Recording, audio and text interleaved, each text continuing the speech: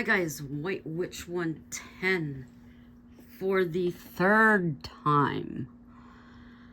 First time I went to vlogged the whole thing, looked at my phone and realized I had vlogged upside down. The second time I started to vlog, I don't know. I'm going to be reading a story. So I think I was 3 pages in and the landline rang. So here we go again. The picture you are looking at is cardstock from Shein, the Spooky Christmas. Looking at it, I thought that would be cool for Christmas cards. But then I think I have to buy the cards. I have to get the envelopes with them. And then I would have to buy something else to go around the card. Oh, maybe that's just a little bit too much. Well, we'll see.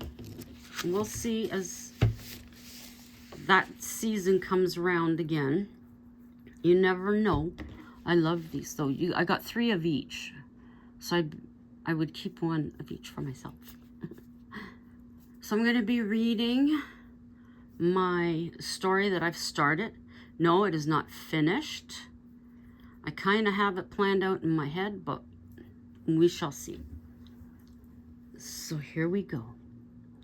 An empty train car, its silhouette against the sunset. Years of weather had taken its toll.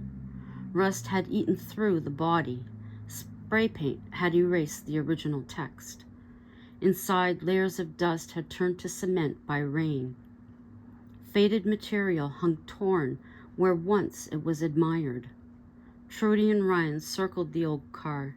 They tried to imagine the beauty. Passengers dressed in their best clothes, watching the scenery or reading the paper.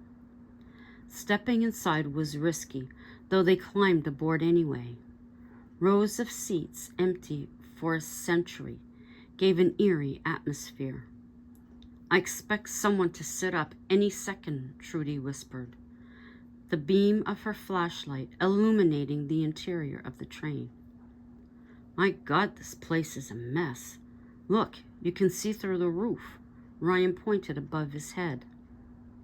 It smells so rusty, so moldy. Trudy walked forward, mindful of the floor. The damp is so cold. I should have brought a jacket. This sweater isn't warm enough. She shivered. Ryan hadn't brought anything warmer himself. Let's sit here and listen, he said.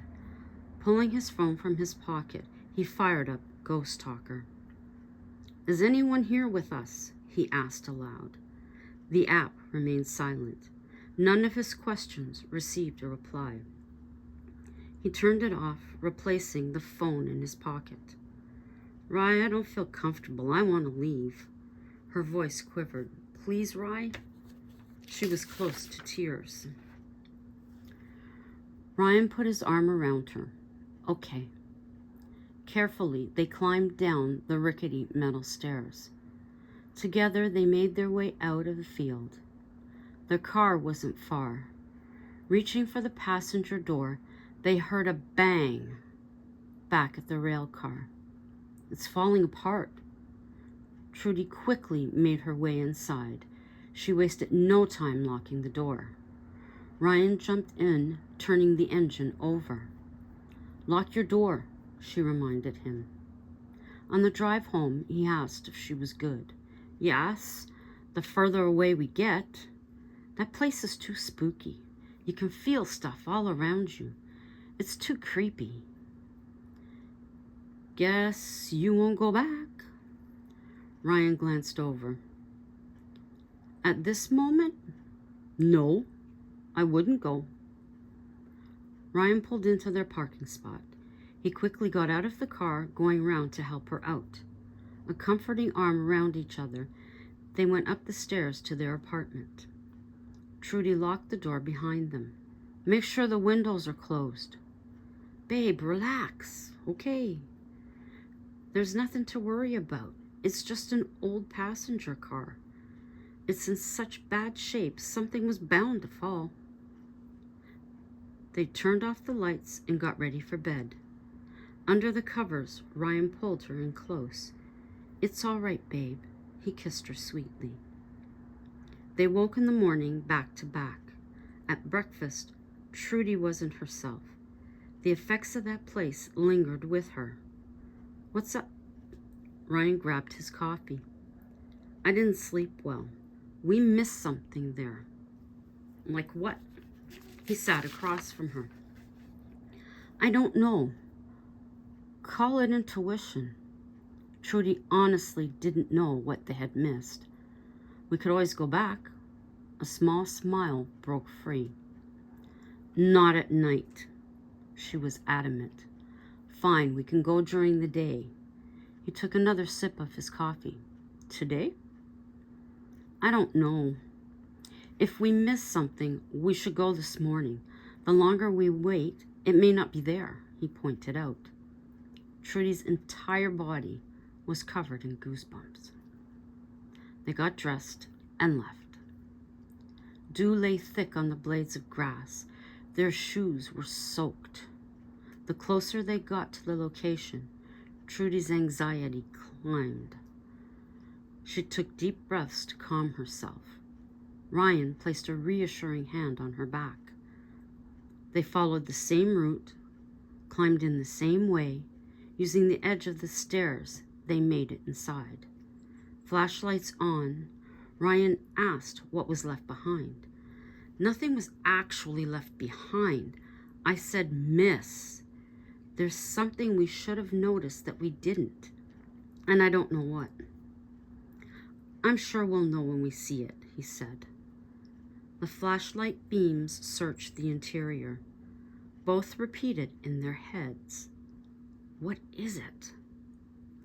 Ryan's beam of light illuminated an object hanging from a luggage rack above some seats. "Trudy, over here." Ryan reached up, taking the key off the rack. "It must have fallen out of somebody's bag years ago. Makes you wonder if that person ever got into what the key opened," she said. "Should we keep it or put it back? I mean, take it with us to see if something here will open." Ryan turned the key over in his hand. "I honestly don't believe we will, but let's try," she agreed. They continued on through the car. Hope faded in regards to the key. The rail car became cold the further they walked along. Their breath was visible in the air. "Why is it so cold all of a sudden?" Trudy knew the answer to her question. "Look, there's a box with a lock." She ran over to it on the shelf. "Here, let's see." She was excited. Ryan handed over the key. It didn't work. Matter of fact, it was too large for the small opening. They frowned. Neither of us believed it was going to open it. "I doubt the lock for this is here," he said.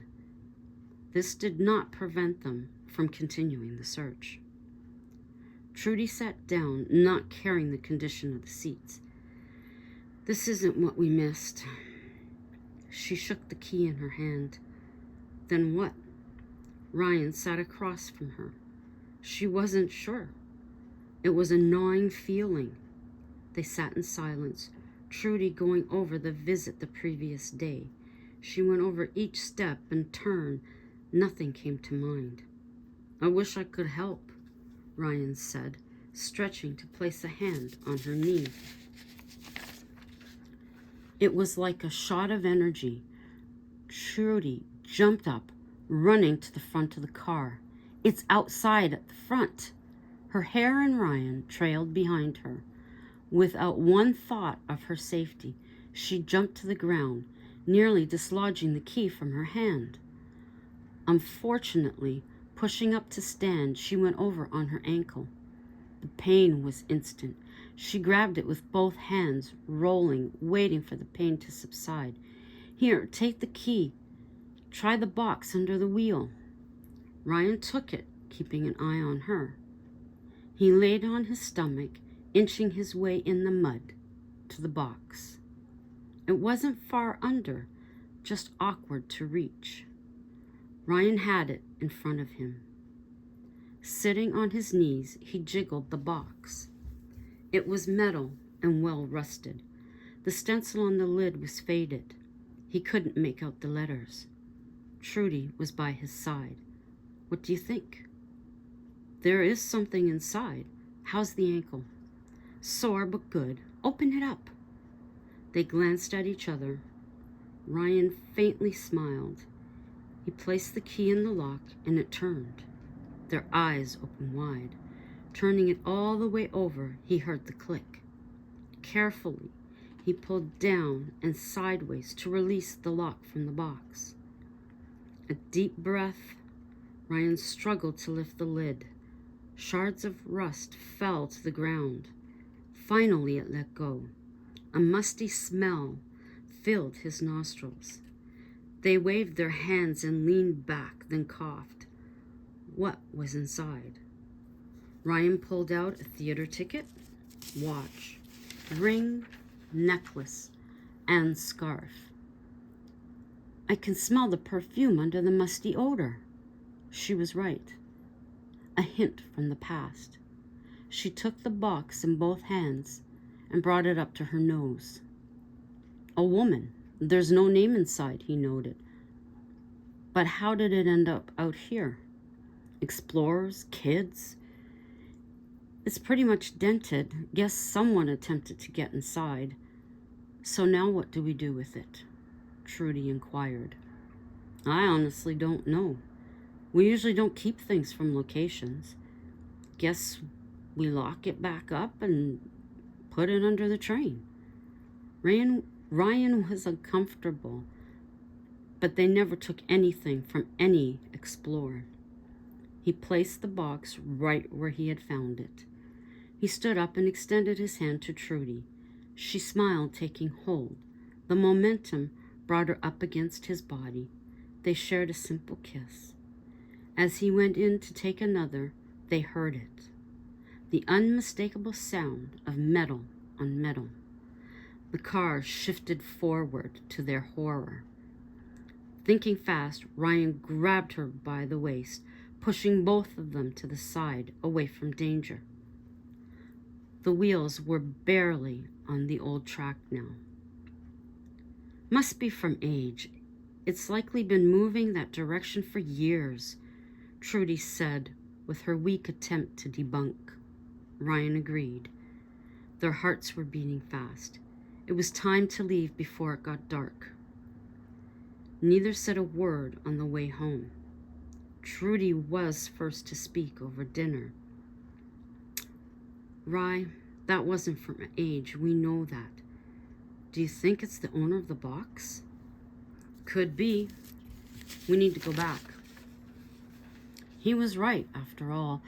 They were paranormal investigators who explored. "Tonight?" she asked. "I think so." He looked across the table. "Finish dinner, then go. Why prolong it?" she said. That's what they did. Both nervous as hell. It was past dusk when they pulled into the parking lot. It was a walk into the rail car. There it stood, black against the setting sun. All sorts of thoughts ran through their minds. The grass was wet, their shoes growing uncomfortable, but they kept going. And that's all I have right now. I hope you are enjoying this one. Something a little different. Instead of a cottage or old Victorian house or whatever I usually would put people. So I will be working on this at some point, and then we can go along or get reading again. So until the next time, ciao for now and sleep well.